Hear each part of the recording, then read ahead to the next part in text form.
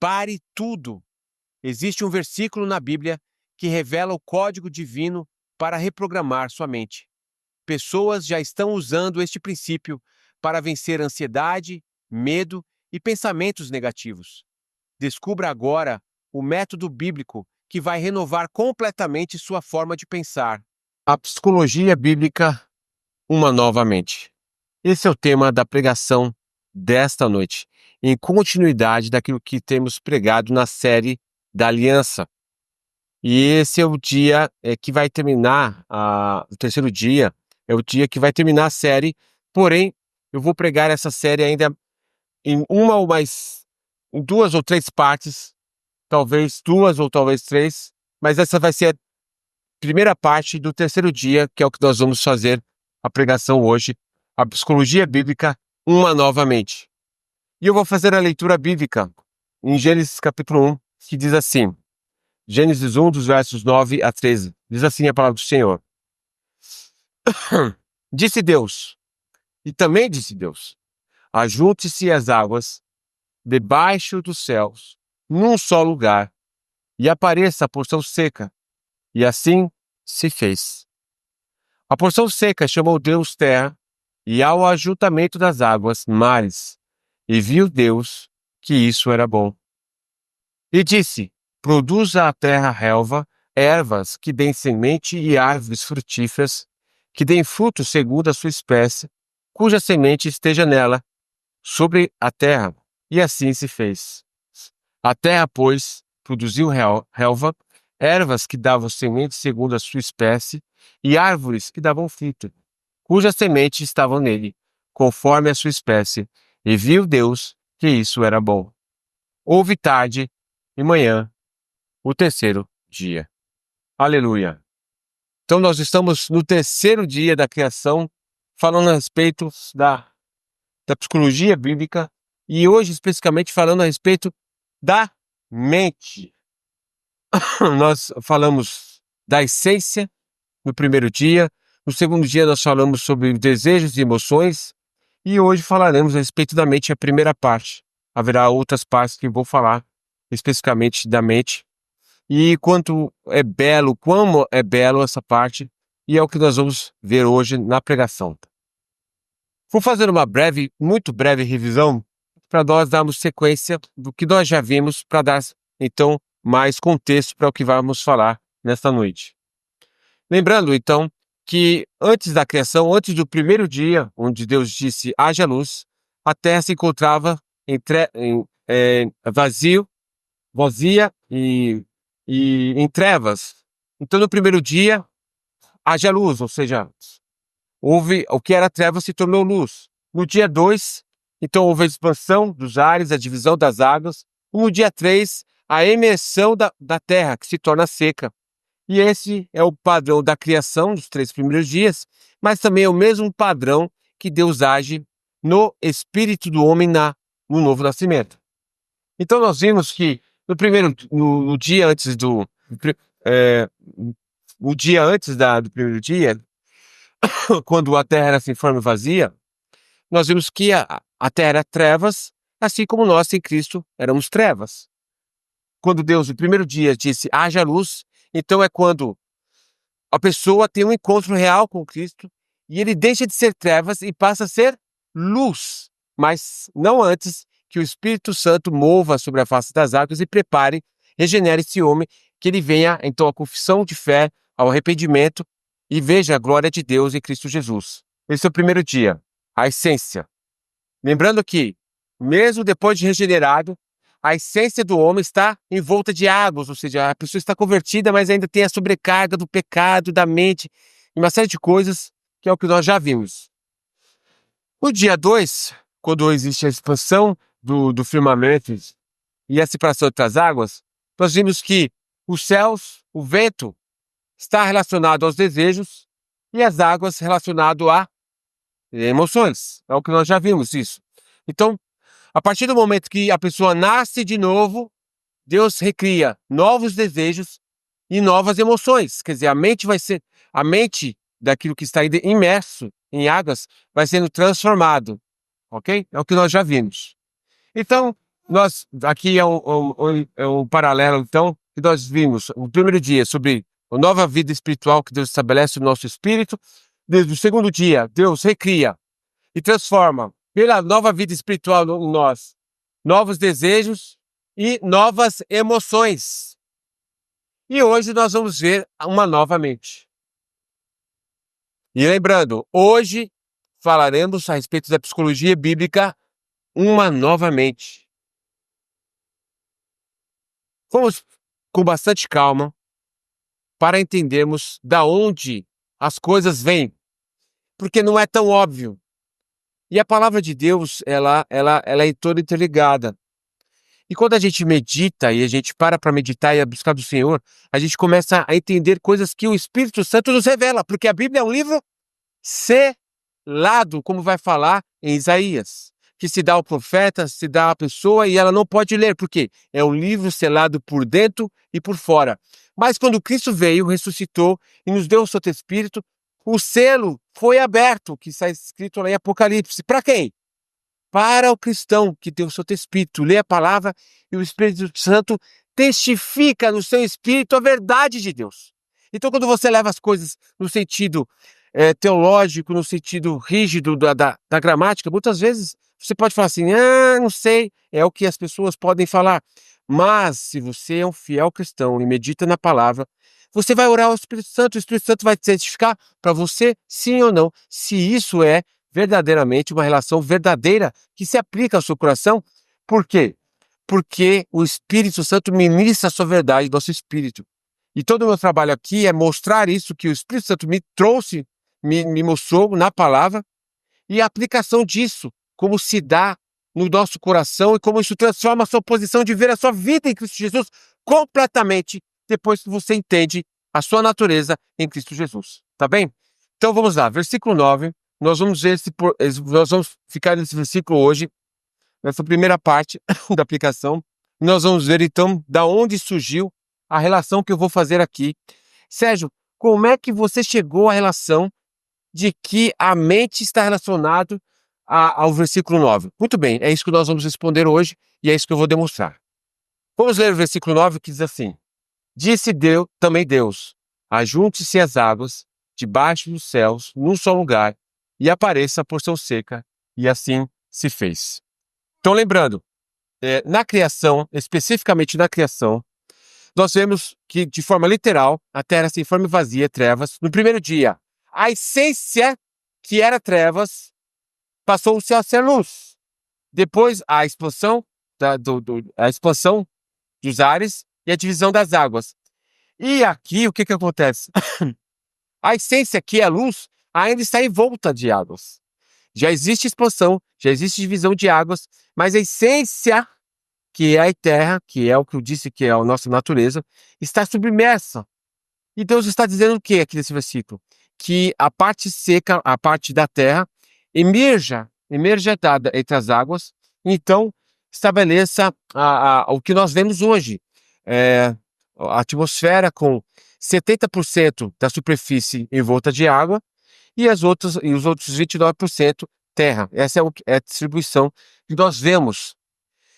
E esse é um fato do Criador, é uma identidade, é um selo do Criador que ele coloca como uma demonstração do seu poder, inclusive nessa proporção de 70% água e 30% terra. Por que eu estou dizendo isso a priori? Porque eu quero demonstrar uma coisa para vocês.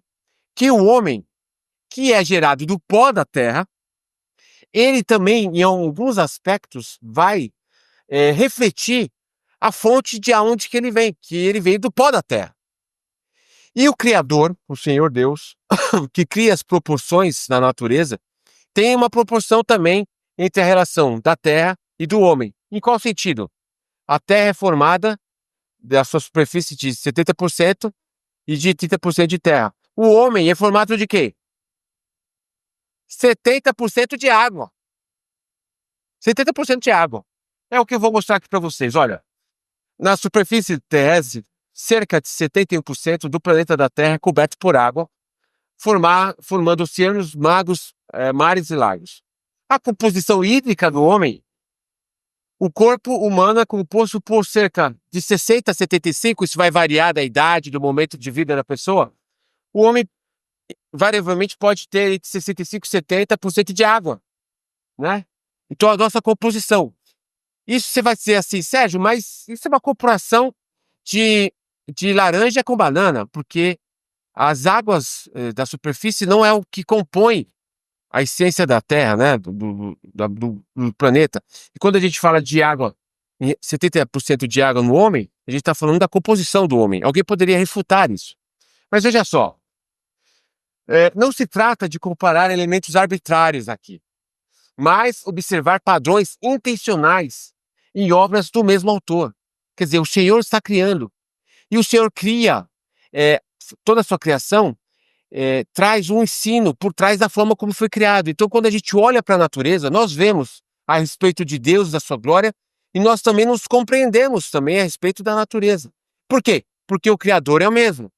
E outra coisa, quando o artista ou engenheiro usa proporções semelhantes em seus projetos distintos, isso não é coincidência, isso é uma assinatura de quem criou. E outro argumento para refutar essa comparação que eu fiz é que a água, como elemento dominante, tem função estruturante, tanto no planeta como no corpo. Há intencionalidade e não aleatoriedade naquilo que Deus faz. Então, a estrutura do homem e da terra não são coincidentes, mas uma marca divina, porque ele usa isso para ensinar o homem. E por isso que existe a teologia natural, onde nós olhamos para a natureza e conseguimos entender muitas coisas, e é muito belo, mas isso não revela a Deus plenamente. Então a criação ensina sobre o Criador e também sobre a criatura. A proporcionalidade entre a água e a terra, no homem e no planeta, não é mais uma curiosidade, é um sinal de unidade e propósito do Criador. E tem muitos paralelos que eu poderia falar aqui, e eu não vou falar agora, mas esse é o meu argumento para quem tentar refutar meu argumento. Mas isso é só uma observação, ok? Isso não é o que, na essência, o que eu queria demonstrar. Mas eu quero que você veja Deus como Criador, como aquele que rege todas as coisas com propósito específico, não simplesmente como algo, um fato separado das coisas. Né? Como se você chegasse para um médico, numa consulta, e ele simplesmente visse o efeito do que você está sentindo, mas nunca fosse na causa.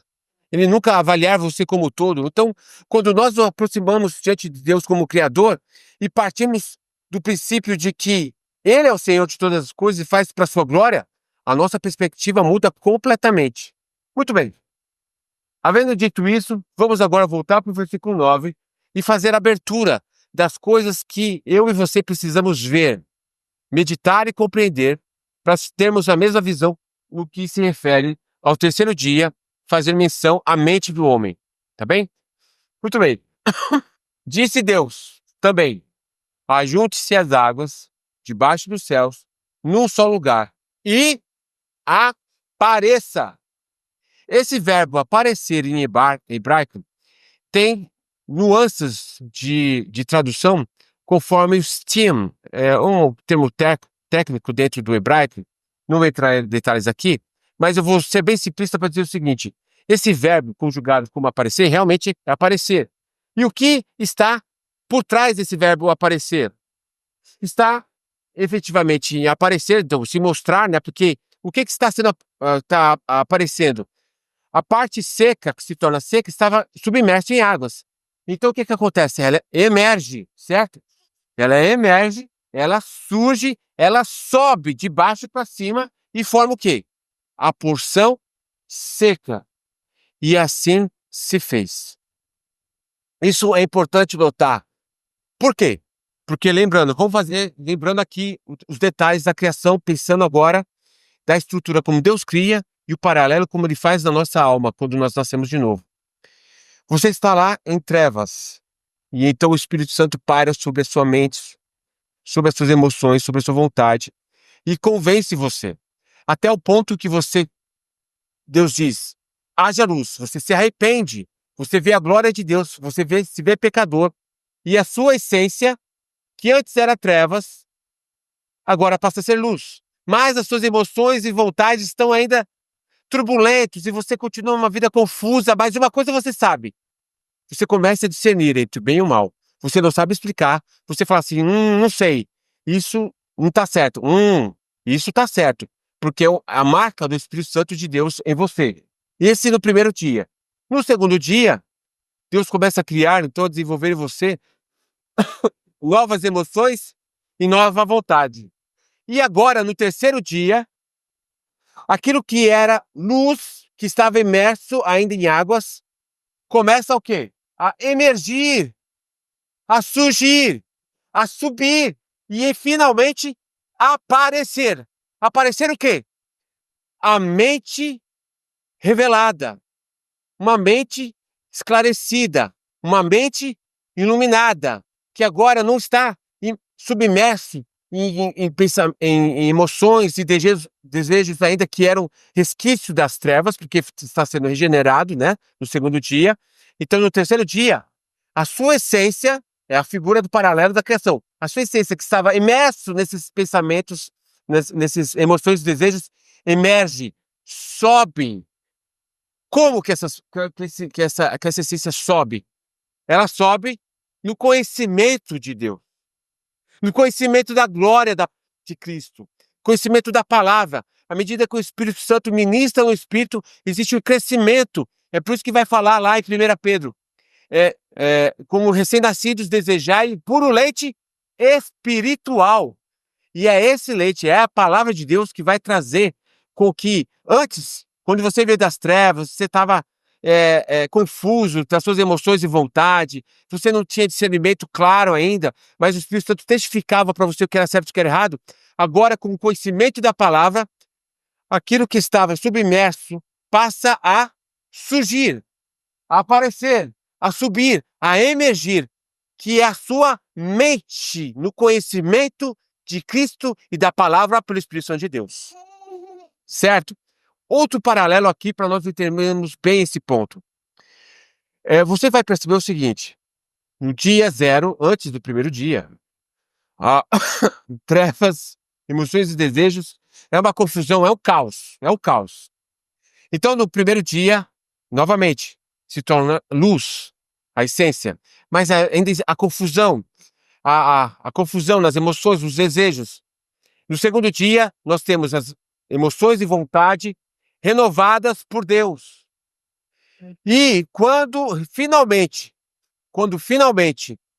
a sua essência, no conhecimento de Deus, começa a tomar forma, começa a tomar corpo, no conhecimento da palavra, no conhecimento da glória de Deus, no conhecimento de Cristo, pela ministração da palavra do Espírito Santo de Deus na sua mente, você vai delinear os mares e os céus. Porque os mares só vão ser delineados, Deus havia feito a divisão das águas no dia 2, mas ele só vai ser delineado quando a porção seca se forma. E o que isso quer dizer? Que quando você tem uma mente no conhecimento de Cristo, pela ministração da palavra, as suas emoções e a sua vontade vão ser delineadas pelo conhecimento da palavra de Deus. Glória a Deus por isso.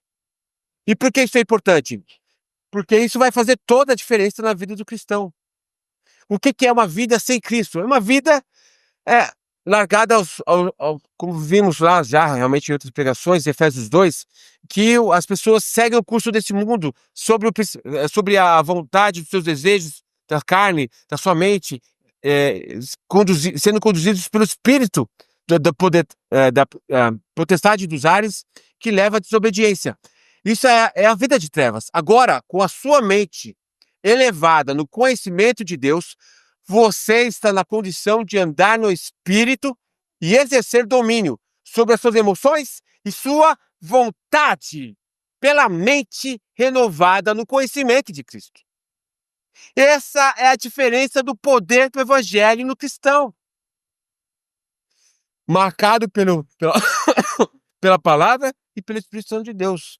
É o que vai delinear os mares, é o que vai delinear os ares, porque agora a Terra ela consegue fazer o ciclo, né, dos ventos que vêm e faz o ciclo e tem se você estudar melhor a atmosfera, você vai ver como que existe toda uma organização atmosférica em função da porção seca, em equilíbrio que a água vai, as nuvens vão para o mar e assim forma aquele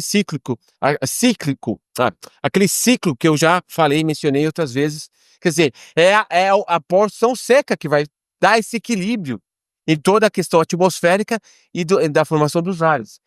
E, em paralelo, é exatamente isso que acontece na vida espiritual do cristão, quando a sua mente é fortalecida, então passa a aparecer, começa a tomar forma e dá o equilíbrio da sua vida espiritual e da sua vida natural também. Se nós pudéssemos falar em segredo, esse é o segredo do cristão. Essa é o poder do conhecimento da palavra. Esse é o status do qual o cristão tem no poder do conhecimento da palavra. Por quê?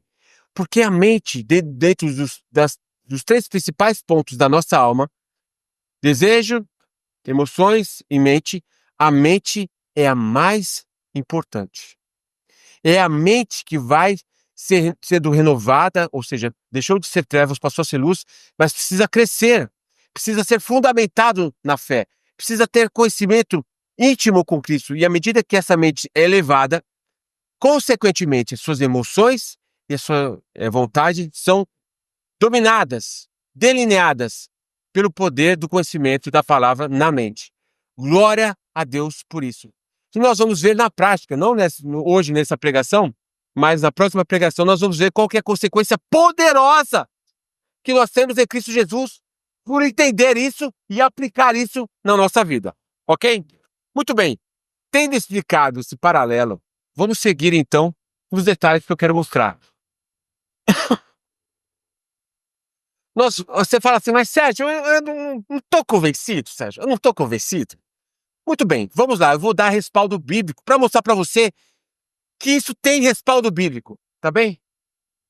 No dia 9, nós vimos que a porção seca emergiu.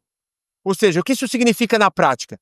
Que você é salvo, você tem o Espírito Santo de Deus, você tem a vida espiritual pelo novo nascimento, mas ainda as pessoas não conseguem enxergar isso em você. Vê você ainda com emoções distorcidas, vontades distorcidas. E o que acontece? As pessoas podem até pensar, bom, não é nem cristão, porque as pessoas não conseguem ver Deus em você, tá bem? Porque a sua porção, a sua essência está ainda imersa em vontades e desejos. Mas vamos olhar aqui o que nós vemos em Colossenses capítulo 3, versículo 1. Presta atenção, versículo 1. Portanto, se fostes ressuscitados juntamente com Cristo, o que isso significa? Significa dizer, se você nasceu de novo, se você foi ressuscitado com Cristo é porque você nasceu de novo. Olha o que ele diz, buscai as coisas lá do alto. O que é buscar as coisas do alto? É renovar a mente, capítulo 12 de Romanos, onde Cristo vive, assentado à direita de Deus. Então, buscar as coisas do alto é conhecer a Cristo, é conhecer a palavra. Não é pensar na, no, no eterno, coisas que você não sabe, coisas místicas que não tem controle. É a palavra de Deus revelada. Isso é buscar as coisas do alto. Versículo 2. Pensai nas coisas lá do alto. Ou seja, a ênfase aqui não está nas emoções, não está nos desejos, está relacionado à mente. Uma vez que você nasceu de novo, foque na sua mente, pense, exercite a sua mente em Deus. Versículo 2. Pensai nas coisas lá do alto, não nas coisas aqui da terra. Ou seja, você não tem mais a natureza da terra, você tem a natureza do céu. Pense nas coisas de Deus, da palavra, do Espírito de Deus. Versículo 3. Porque morreste, ou seja, você já não é mais trevas, você é luz, e a vossa vida está o quê? Oculta, juntamente com Cristo em Deus. Por que está oculta? O versículo 4 vai responder. Mas aquilo que Deus já formou em você, que já instaurou no seu espírito, precisa surgir, emergir, se mostrar evidente a salvação de Deus em você. É por isso que Paulo vai falar assim: trabalhai pela vossa salvação. Não que você vai trabalhar, esforçar-vos pela vossa salvação, confirmar a vossa salvação. Não é que você vai conquistar a sua salvação. Não é que você vai fazer boas obras para ter a salvação. Mas é fazer evidente aquilo que Deus já instaurou no seu espírito. Essa é a sua natureza. Está oculto. não está aparente. Por quê? Porque você é menino na fé. Você não medita na palavra. Você está indo e volta em emoções e vontade, em prazeres e valores que você tinha no passado quando era trevas. E a sua mente precisa renovar. Por isso você precisa buscar as coisas do alto. Então, enquanto isso não acontece, a sua vida está oculta juntamente com Cristo. Ou seja, você é de Deus, você tem a vida, mas ainda não reflete a glória de Cristo. Versículo 4 vai responder e confirmar isso. Quando Cristo, que é a nossa vida, se manifestar. Muito bem, vamos parar por aqui por um instante e pensar. Quando é que Cristo finalmente se manifesta nas nossas vidas? Existem duas formas. Primeira, a apocalíptica, quando Cristo nos vier buscar, não é? Ou quando nós morremos, que nós estaremos com Cristo na glória, então nós veremos ele face a face. Essa é uma aplicação. Mas a outra aplicação aqui nesse versículo é quando é que Cristo se manifesta para nós? Quando ele fala com você. Quando você está lendo a palavra, o Espírito Santo, como fala em João, Jesus falando, olha, eu vou, mas vou enviar o Consolador e ele vos fará lembrar, ele vos ensinará, ele vos corrigirá. Ou seja, é assim que Cristo se manifesta para nós. E quando nós temos uma relação com Cristo e ele se manifesta para nós por meio da sua palavra, então o que acontece no versículo? Então, vós também sereis manifestados com ele em glória. Aleluia. Percebe aqui a total relação com Gênesis 1:9 do que eu disse? Quando Cristo, que é a nossa vida, se manifestar, quando você tiver uma vida em busca do Senhor, do conhecimento da sua palavra, e você começar a ver as coisas dentro da perspectiva espiritual da palavra de Deus, quando você começa a amadurecer no conhecimento de Cristo e que você tem um relacionamento com Cristo, então Cristo está se manifestando para você e você se manifestará com ele em glória. Por quê? Porque, como fala lá em 2 Coríntios 3, fala assim, e nós crescemos de glória em glória, ou seja, nós começamos a manifestar o caráter de Cristo, os desejos de Cristo, as emoções de Cristo. Nós começamos a mostrar que somos filhos de Deus. Então nós nos manifestamos em glória. E não vou dar continuidade aqui em Colossenses 3, mas se você prosseguir, você vai ver o seguinte, que ele fala o seguinte, olha, tire o seu velho homem, os seus hábitos do velho homem, e se vista agora do seu novo homem. Exatamente isso que está sendo dito no processo lá em Gênesis 1. Você deixa a sua mente, seus desejos, emoções, vontades, suas práticas que eram de trevas, você se desveste desse velho homem e se reveste do novo. Esse é o capítulo 3. E ele vai falar assim lá no versículo 16, Colossenses 3, que a palavra de Deus habite o quê? Abundantemente. Porque então, quando a palavra habita abundantemente, você se desveste do velho homem, se reveste do novo, e a sua mente surge, emerge, aparece, e então você manifesta a glória de Deus, e você exerce o domínio sobre suas emoções e sobre a sua vontade. Foi daí que vem a fundamentação do que eu estou dizendo, que o versículo 9, que a terra, a porção seca, é a figura da mente do homem. Mas vamos parar por aí. Em 1 Coríntios, capítulo 2, ele vai falar assim, que o homem espiritual julga todas as coisas. Por que julga todas as coisas? Julgar aqui não é exercer juízo, tá? Julgar é discernir. E essa palavra discernir, eu não trouxe na pregação, acho que eu trouxe na pregação quando eu falei no primeiro dia, mas é a palavra bin, em hebraico, que quando você nasce de novo, você não entende as coisas, mas você discerne. Você fala assim, isso tá certo, isso tá errado, mas você não sabe explicar, porque você não tem entendimento. Assim é o homem espiritual.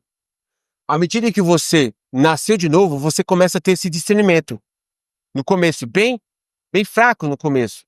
Porque no começo você acha que todo mundo é crente. Todo mundo que fala de Jesus é de Deus. Toda igreja é de Deus. Todo mundo é bonzinho. Todo mundo vai ser salvo. E à medida que você vai conhecendo a palavra, você vai tendo capacidade de discernir entre o que é trevas, entre o que é luz, pelo conhecimento bíblico. E não por experiência pessoal.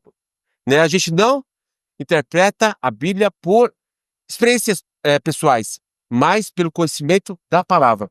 Então, no versículo 15 de 1 Coríntios 2 está falando: porém, o homem espiritual discerne todas as coisas, mas ele mesmo não é discernido por ninguém. Por quê? Por isso que o crente precisa entender isso, porque quando você anda com Deus, as pessoas vão tentar te analisar com a psicologia, e as pessoas vão tentar te analisar de várias, pela cosmovisão delas e tentar julgar você, e você fica às vezes preocupado com o que as pessoas acham de você. Só que se você é cristão, você não segue o padrão do mundo, você tem outros valores, outra forma de agir. E as pessoas vão tentar discernir você e não vão conseguir, porque você tem uma nova identidade. Essa identidade é espiritual. Agora veja aqui comigo, versículo 16. Esse versículo é importante. Pois quem conheceu a mente do Senhor, que o possa instruir? Nós, porém, aquele que é espiritual, nascido de novo, temos a mente de Cristo. Que mente é essa? É porque você sabe todas as coisas de Deus? Não. É porque essa mente, que era trevas, se tornou luz, e agora, abundando no conhecimento da palavra, ela se torna a mente de Cristo. E ela se revela como Cristo. E você se revela como filho de Deus. Porque você foi unido a Cristo Jesus. Você é um com Cristo, que vai falar em Romanos capítulo 6. Então nós temos a mente de Cristo. O que é essa mente de Cristo? Uma mente espiritual, que entende as coisas da palavra de Deus, pelo Espírito de Deus, e manifesta nas nossas emoções, na nossa vontade, na nossa mente, no nosso comportamento, em tudo. E isso nós vamos fazer a aplicação depois, mais à frente, mas esse é o fundamento daquilo que eu estou afirmando lá em Gênesis 9. Tá bem? Pois bem, vamos voltar novamente agora, porque não para por aí. Vamos voltar agora em Gênesis 9, porque existe um outro aspecto no mesmo verbo que eu preciso mostrar para vocês. Porque a palavra de Deus é profunda, é maravilhosa, é linda e nos coloca numa posição que, quando nós vemos essa posição, você fala: meu Deus, como que o Senhor pode ter feito tudo isso por mim? E é isso que eu quero mostrar, para que você veja o que fala em Efésios, as insondáveis riquezas de Cristo. Gênesis 1:9.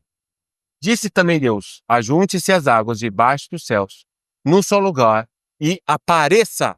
Novamente, esse mesmo verbo aparecer tem em outros estilos do hebraico outras traduções, que pode ser traduzido, não nesse caso aqui do contexto, mas pode ter essa tradução aqui em outros contextos, esse mesmo verbo, que é ver, visão e profeta. Preste bem atenção agora aqui. Preste bem atenção. Veja o seguinte: aquilo que era luz, era trevas, se tornou luz, estava imerso em águas. Ela emergiu, ela subiu, ela apareceu, ela se elevou. É um lugar alto, né? Tem a parte elevada da terra, a porção seca, que é planície, mas tem a porção seca da terra, que são montanhas elevadas, né? E agora o homem, na sua mente, ele está nessa posição elevada. E nessa posição elevada, segundo esse verbo, ele tem a capacidade do quê? De ver. E ver significa o quê? Conhecer, ter um discernimento profundo. A visão, que é a visão de você antecipar, você conseguir compreender as coisas dentro da perspectiva espiritual, porque você discerne as coisas pelo contexto de Deus, pela história de Deus, pela palavra de Deus, e você se torna um profeta. Não de profecia e finge que fala em línguas e fala uma palavra profética, como as pessoas falam aí. Eu vou lançar uma palavra profética sobre a sua vida, como se fosse uma palavra positiva, que isso não é bíblico, tá? Então, veja só, essa posição de ver, de ter a visão, é a posição daquele que está elevado, elevado.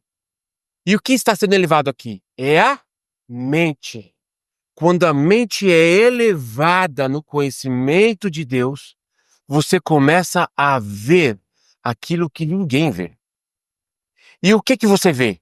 Você vê a glória de Deus, que é o que nós mais precisamos na nossa vida, é ver a glória de Deus. Não é saber segredo da vida das pessoas, do pecado das pessoas, e os números da Mega Sena, e se você vai ter o ano do leão, o ano do jacaré, o ano da prosperidade. Não é isso. É ver a glória de Deus, é ter um relacionamento com Deus, é entender os propósitos de Deus, é você ter a mente de Cristo, é você ser unido a Deus. Aonde? No conhecimento dele, participar da sua glória, não somente ver, mas participar. Veja só, eu vou simplificar isso para vocês. Todas as vezes que Deus vai falar com o homem, ele nunca desce. Nunca desce. Por quê? Porque Deus não está se importando com o seu contexto da sua vidinha, que as pessoas querem buscar Deus para ter o sinal. Eu caso ou não caso? Compro ou não compro? Muda ou não mudo? Vou ou não vou? As pessoas querem assim, um relacionamento binário. Quando Deus vai falar coisas profundas com os seus servos, ele pede para subir. Ele pede para. São figuras sempre do homem aparecer. Por exemplo, lá, lá em Abraão. Abraão sai da sua tenda. Sai. Ele precisa aparecer, ele precisa emergir de uma posição para outra para poder ver. Se você for ver com Moisés, Moisés, eu vou descer no monte. Sobe. Sobe, Moisés. Depois lá no Velho Testamento também alguns profetas vão falar assim: levanta-te que eu falarei contigo. São paralelos de que mostra que o homem tem que sair daquela posição e sair uma posição elevada. Quando Jesus, olha só no Novo Testamento, quando Jesus se transfigura no Monte da Transfiguração, onde é que ele estava? No Monte da Transfiguração, no lugar elevado. Ou seja, o que eu quero dizer com isso? Eu quero dizer o seguinte, que quando a nossa mente é elevada no conhecimento de Deus, é onde Deus então fala conosco de uma forma profunda e especial. E essa é a riqueza que Deus tem prometido em Cristo Jesus para nós. Um relacionamento íntimo, um relacionamento onde você conhece o seu Criador. Então, quando você conhece a Deus, você não vai ter depressão, você não vai ter medo, você não vai ter ficar angustiado, você não vai ficar se sentindo a vítima, você não vai ficar se sentindo coitadinho. Você vai ver que você é filho de Deus, príncipe, e para estar numa posição de governo, que é o que vai falar depois. Eu vou pregar isso depois em Gênesis 1:26, que Deus formou o homem para dominar. Exercer o domínio de Deus sobre o seu coração, sobre as suas emoções e vontade, para exercer o domínio sobre a sua casa, sobre o seu trabalho, para a glória de Deus, para manifestar o propósito de Deus, a visão da glória de Deus. Tudo é para Ele. Tudo é para Ele. Essa é a posição de liderança.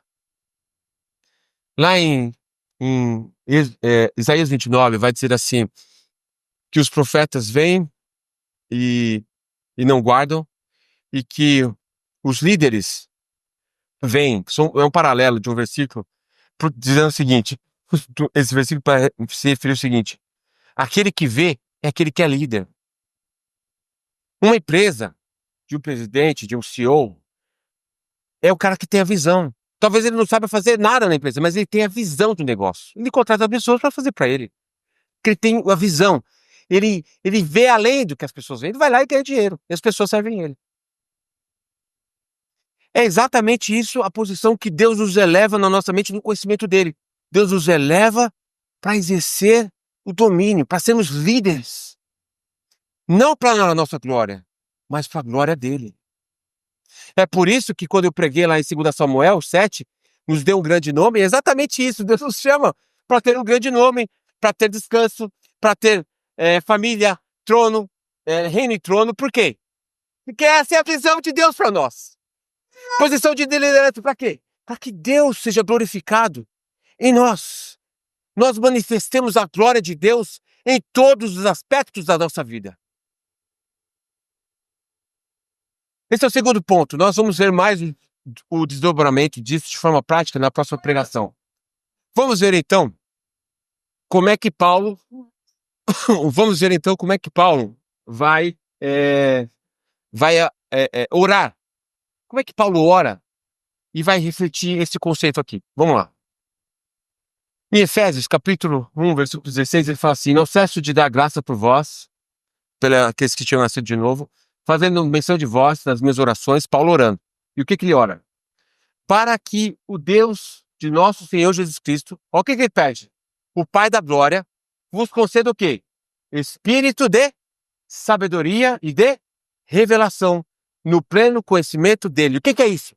É ter uma mente elevada. Que Deus revele para você, fale com você, ministre em você a palavra dele. Veja só, para qual objetivo? Iluminados os olhos do vosso coração. Olha só, somente saber para qual propósito você foi salvo. Você não foi salvo simplesmente para sair do inferno.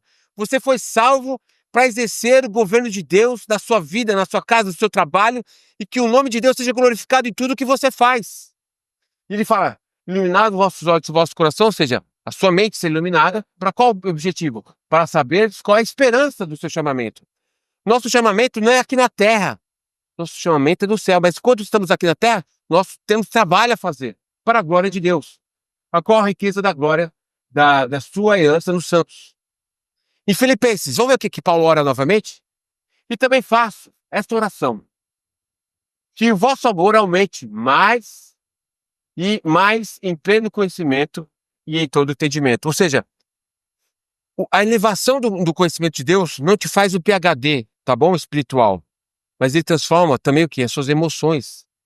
Para que você tenha o amor de Deus. Por isso que Deus é amor, como fala em 1 João, e nós somos aqueles que também amamos. Mas amamos de qual forma? Fazendo caridade? Sendo bonzinho? Não. Amamos dentro do conhecimento de Deus. Na medida do amor de Deus. Conforme Deus estabeleceu para amarmos. E isso é ter a mente elevada. E é nisso que nós manifestamos a vida de Deus e a glória de Deus em nós. Em Colossenses, capítulo 1, veja, presta bem atenção aqui. Colossenses. Vamos ver o que Paulo ora novamente? Por essa razão, também nós, desde o dia que ouvimos, que não cessamos de orar por vós. Olha só o que ele está orando. E de pedir que transbordeis do quê? De pleno conhecimento da sua vontade e de toda sabedoria e entendimento espiritual. É a mente elevada, conhecimento profundo de Deus. Versículo 10. A fim de viver de modo digno, ou seja, você viver de acordo com a sua natureza.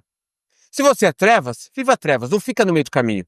Mas se você é luz, viva plenamente do conhecimento de Deus. Isso é para todo crente que busca. E ele continua no versículo, para ser um inteiro agrado. O que ele vai falar? Frutificando em toda boa obra e crescendo no pleno conhecimento de Deus. Ou seja, é isso que nós vamos falar no próximo versículo. Mas você passa a ser frutífero. Essa mente renovada vai gerar frutos. Frutos do Espírito, frutos nas atitudes, fruto no reino, frutos de filhos, enfim. Nós vamos falar isso na outra pregação.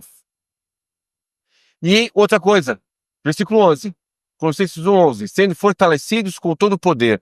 Ou seja, você não vai ser um coitadinho. Ai, coitadinho de mim. Ai, eu tô fraco. Não, a força que você tem é a força que vem do Espírito.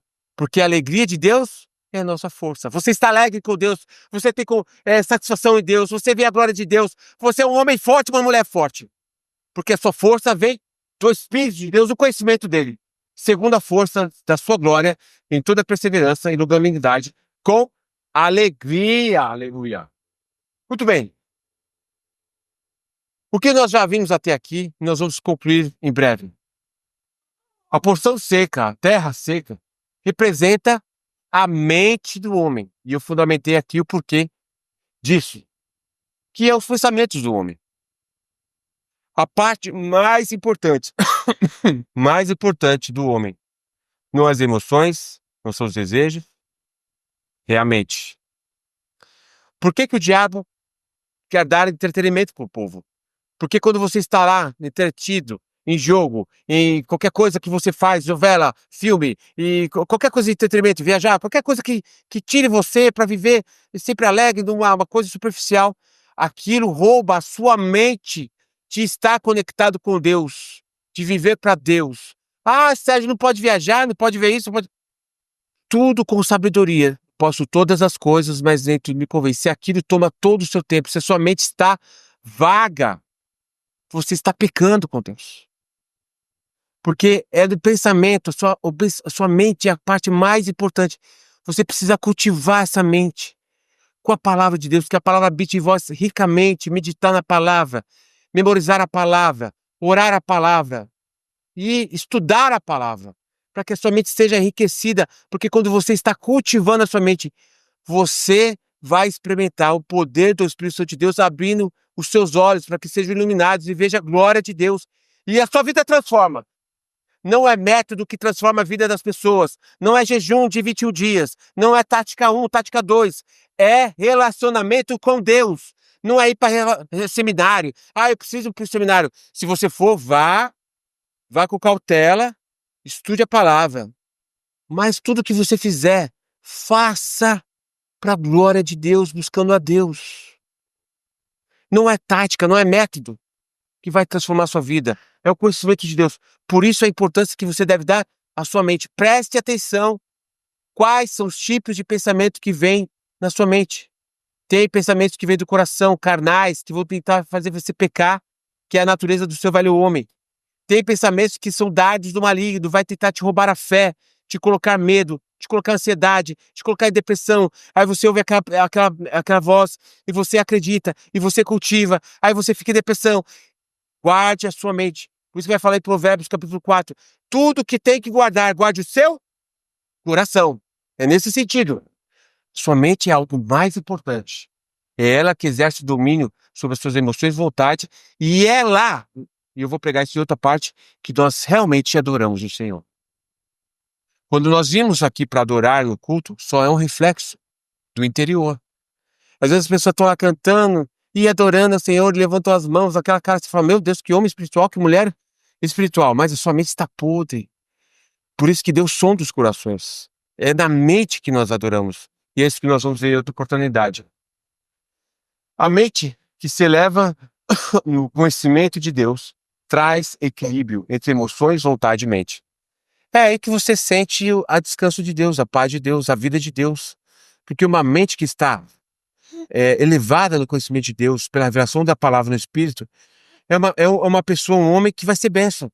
Vai ser bênção em casa, vai ser bênção com filho, como mãe, como sogra, como whatever. Vai ser bênção. Porque você vai refletir a glória de Deus. E você vai ter uma vida saudável. Você quer ser saudável? Não é comer comida saudável. Não é fazer práticas saudáveis. É ter uma vida com uma mente saudável. Que é viver o projeto que Deus estabeleceu para você. Ter a sua mente regenerada, de uma mente renovada, do conhecimento dele. Aí tudo vai ser renovado de uma forma plena em Deus. A terra seca é um lugar elevado, o lugar daquele que vê. Deus nos chama para estar nessa posição. Essa é a sua posição. Sua posição não é o coitadinho, é o tadinho, é o que sofre, é o da dor, é o que não tem solução, é o ignorante, é o pobre. Não! Se você está nessa situação, você precisa sair. Se você é crente, se você nasceu de novo, você precisa sair dessa posição, porque não é a posição que Deus te chamou. Deus te chamou para que você veja a glória dele e que você tome a posição de príncipe, de governo, de domínio, no poder do Espírito e da palavra. Ver com entendimento é ver quem você é. Muito bem. E é isso que é muito lindo da palavra. Quando você começa a ter discernimento mais apurado no conhecimento da palavra, a primeira coisa que você começa a ver não é os outros, é você mesmo.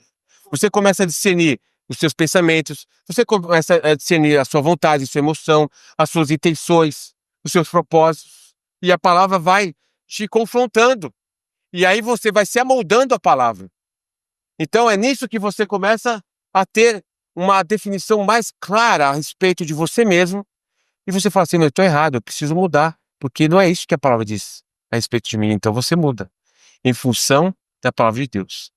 E quando você começa a discernir a você mesmo, você começa então a definir a sua identidade. Você é firme naquilo que você é em Cristo Jesus. Aqui, e todos os que foram chamados, que creram, foi-lhe dado o poder de ser filho de Deus. Isso não é um conhecimento genérico. Isso é uma realidade no seu espírito quando você vê isso, quem você é em Cristo Jesus. Você está unido a Cristo Jesus. Você é filho de Deus. Então você não precisa se querer ser melhor ou pior que as pessoas. Você sabe que você acabou, você é aquilo e acabou. Você não precisa de aprovação de Zé, de Mané, de fulano. Você sabe que você é, porque o Espírito Santo de Deus ministra em você. E quando você tem essa visão, você não somente discerne você, mas você passa então a discernir outras coisas também. Por que tudo isso? Porque o objetivo da criação, do novo nascimento, é que a gente veja a glória de Deus, como mencionei aqui.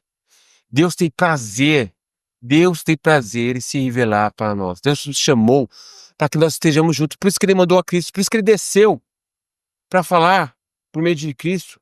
Mas não pôde falar tudo. Precisou morrer, ressuscitar para mudar o Espírito Santo, para nos dar mais profundidade. Ou seja, mostrar a glória de Deus. É isso que nós precisamos ter. Ter um relacionamento com Deus. Esse é o propósito do novo nascimento. Ter uma mente elevada, viver para Deus, viver para a glória de Deus, tomar a nossa posição e nos aprofundar no conhecimento profundo de Deus. Aplicação. São dois cenários aqui completamente diferentes. Primeiro, para aquele que acha que é luz e não é luz ainda. Acha que porque mudou alguns comportamentos, está um pouquinho melhor do que era. Isso não é evidência de salvação. A evidência de salvação é justamente isso aqui que nós temos estudado. Novas emoções, novos desejos, uma nova mente. Com o propósito único de ter um relacionamento com Deus. Não é métodos igrejeiros. Tem muitas pessoas que estão na igreja e pensando que são crentes e não são. Adoram fazer atividades na igreja, vai, faz isso, faz aquilo, canta e prega e faz. E no fundo nunca conheceram a Deus. Não refletem a Deus, porque quando você vai viver com elas, você não vê uma mente espiritual. Você vê uma mente carnal.